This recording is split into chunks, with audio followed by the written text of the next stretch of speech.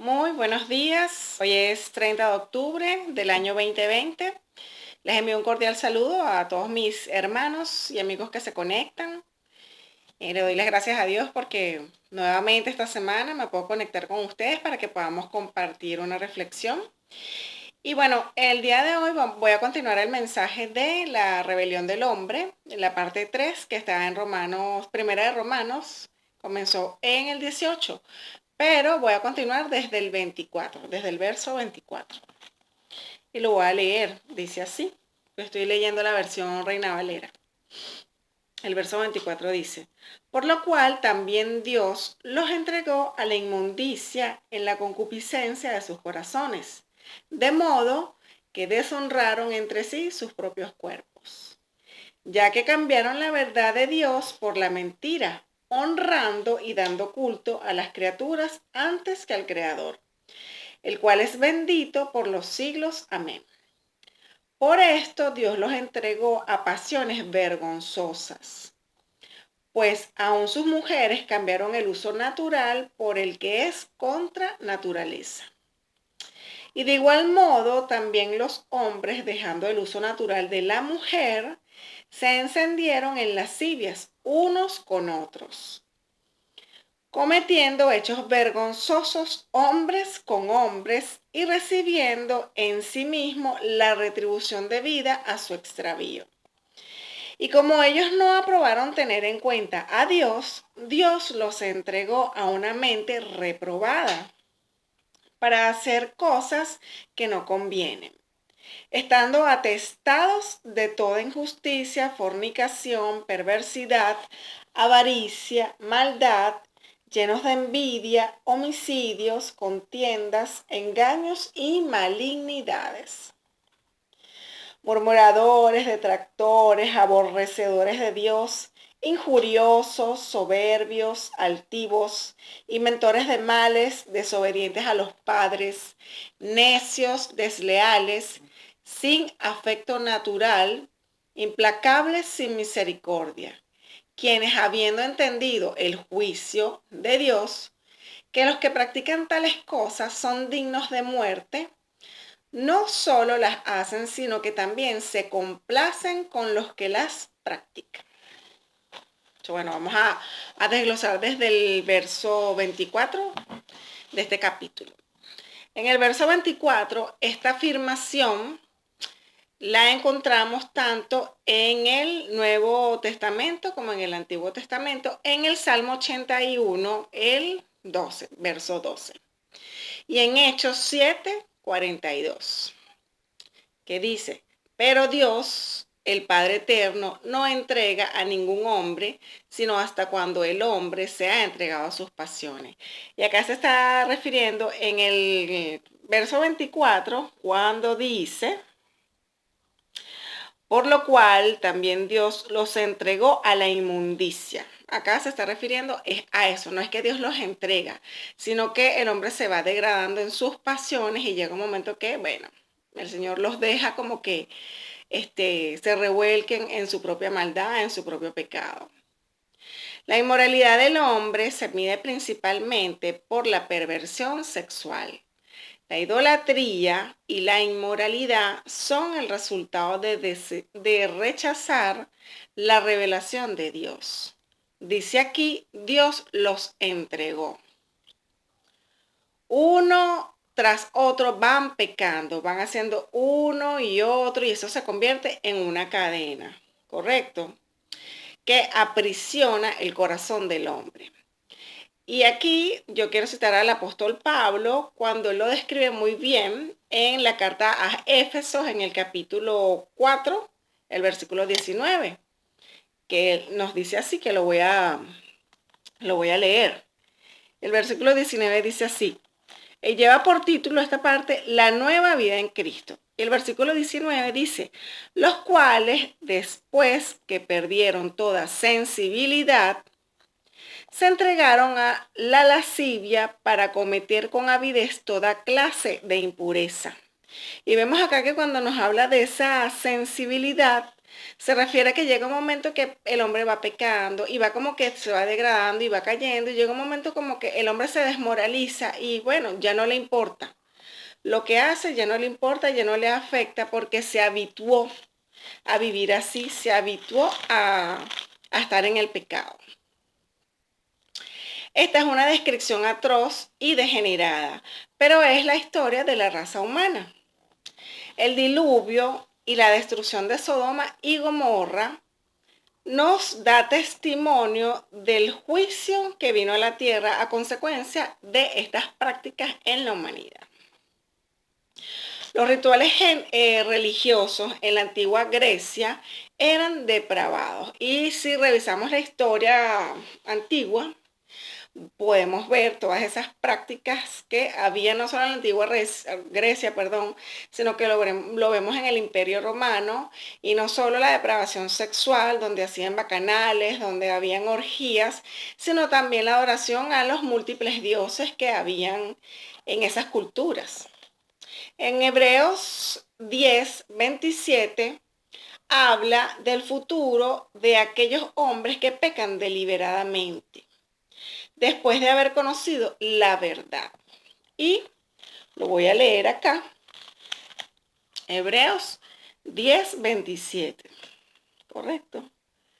Acá lo tengo y dice, esto lleva por título Advertencia al que peca deliberadamente. Y dice así la escritura, sino una horrenda expectación de juicio y de hervor de fuego que ha de devorar a los adversarios. Esta es la consecuencia a vivir de esa manera. Y la consecuencia que cae sobre el hombre que conoce la verdad, pero aún así se regodea en su maldad, se regodea en su pecado. En el verso 25, la frase de este versículo que dice, abro comillas, ya que cambiaron la verdad de Dios por la mentira, se volvieron del Creador a Satanás. ¿Quién es el autor de la mentira y padre de la idolatría? Honrando y dando culto a las criaturas antes que a Dios. Esto condujo a la degradación más honda, que es la degradación moral, la degradación sexual, la perversión sexual. Acá vemos en el verso 26 que habla de pasiones vergonzosas y quiere decir la infamia y la ignominia. A eso se está refiriendo acá la escritura. Esto retrata la depravación total de la humanidad, porque es como, yo diría que lo más bajo. El hombre se va degradando y ya cuando es esa depravación sexual, creo que es como que el último escalón donde cae la humanidad, donde cae el hombre. Esta depravación, y lo vemos en la historia, se generalizó en la humanidad o se ha generalizado en la humanidad. Vemos que esta perversión era una práctica cotidiana, y voy a citar Roma y la antigua Grecia. Era una práctica cotidiana y como estaba tan generalizada, se había vuelto común y bueno, era normal para ellos en ese momento, pues. Ellos hicieron lo impropio y eso los condujo a la decadencia generalizada, como ya les dije. Acá el versículo dice, pues aún sus mujeres, y esto está entre comillas, pues aún sus mujeres, está citado textual de la escritura. Esta frase nos revela la profunda descomposición que existía en esa sociedad. Y en aquel tiempo la mujer era considerada lo más puro y la menos controlada por esas pasiones desenfrenadas, comparándola con los varones, con el hombre. Pero cuando ella se corrompe, puede llegar aún más bajo que el hombre. Voy al versículo 27. Dice así, abro comillas. Y de igual modo también los hombres. Aquí está haciendo una distinción entre varones y hembras. Y hace énfasis en la diferencia sexual entre los seres humanos.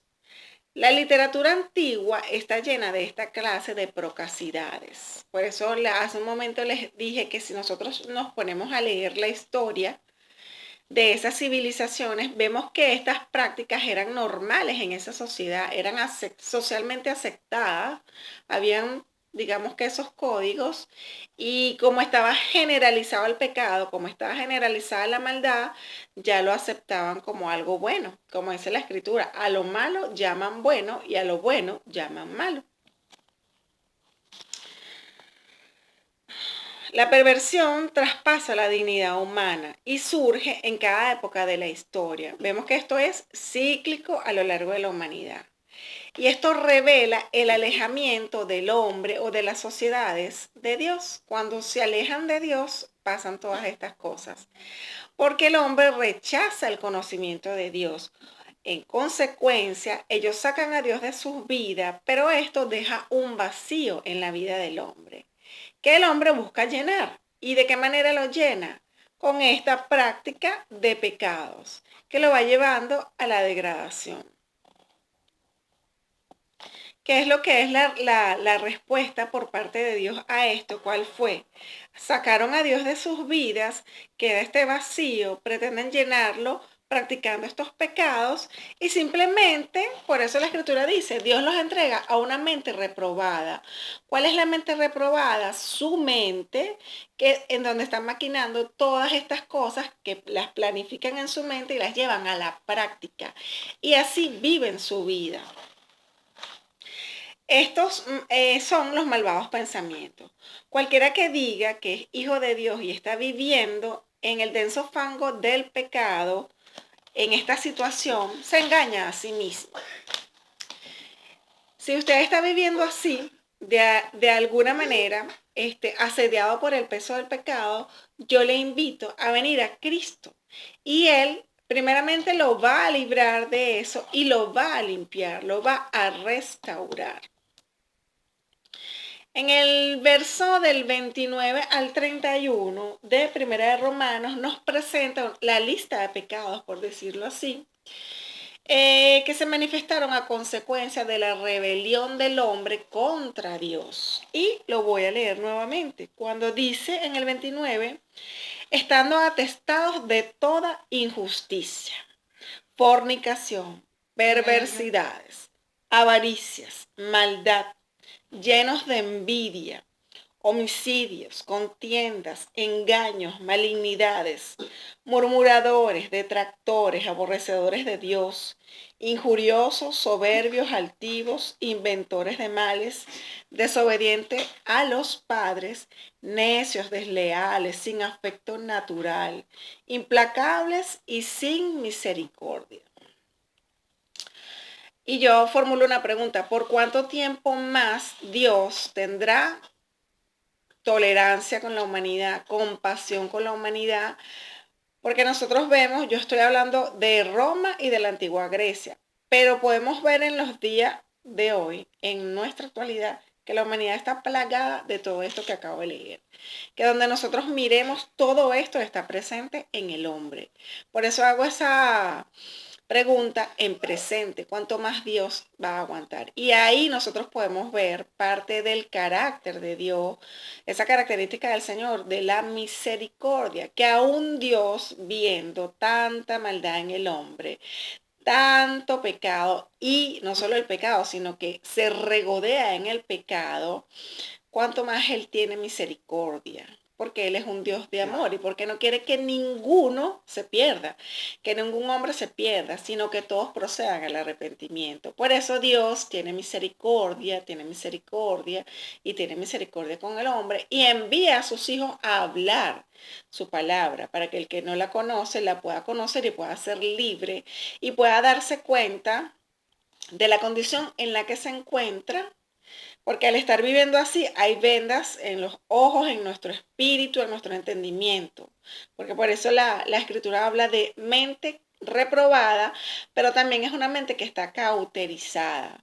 Por eso Dios manda a sus hijos a hablar del Evangelio, de la verdad de Jesucristo, de su amor, para que esas mentes puedan ver la verdad y se den cuenta de la condición de pecado en que se encuentran y tengan la oportunidad de arrepentirse y de cambiar, porque Dios es un juez justo y es un Padre amoroso.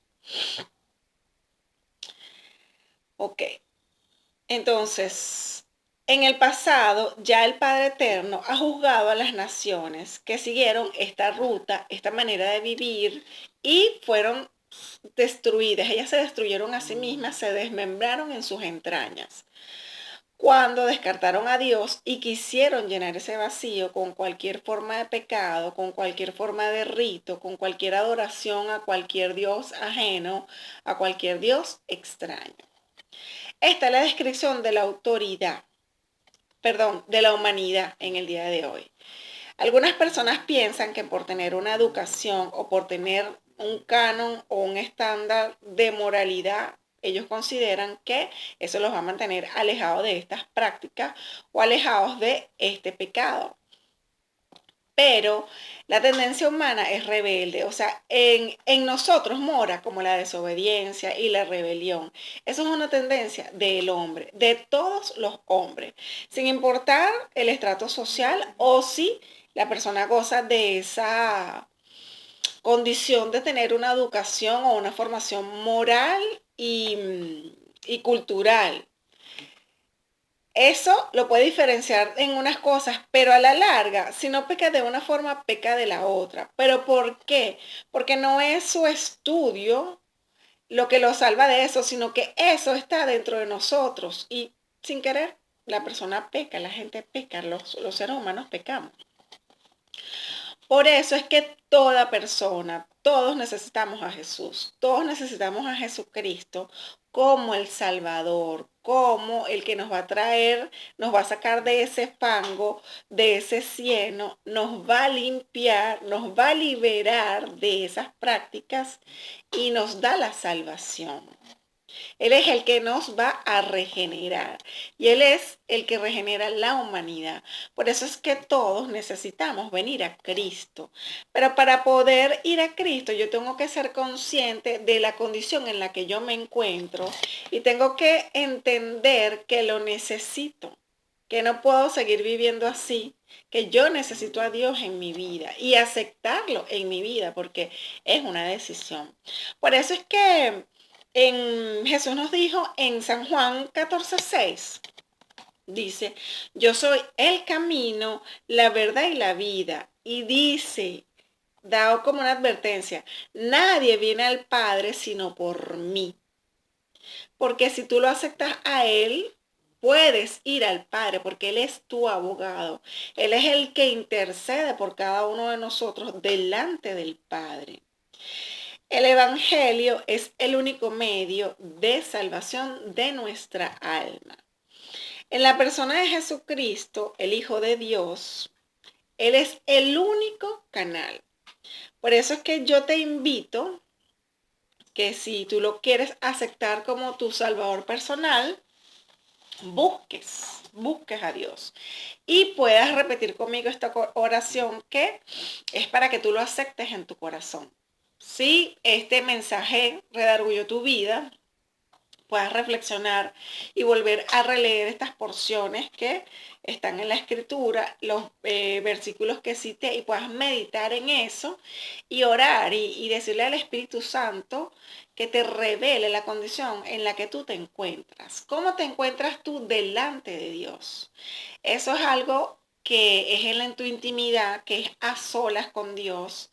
Pregúntale, no importa que tú no sepas orar, no importa que no conozcas la escritura, si no te congregas en una iglesia, no importa, porque Dios es tu Padre también. Pregúntale en qué condición te encuentras, porque va a llegar un momento en que todos vamos a ir delante del trono de Dios y vamos a rendir cuentas.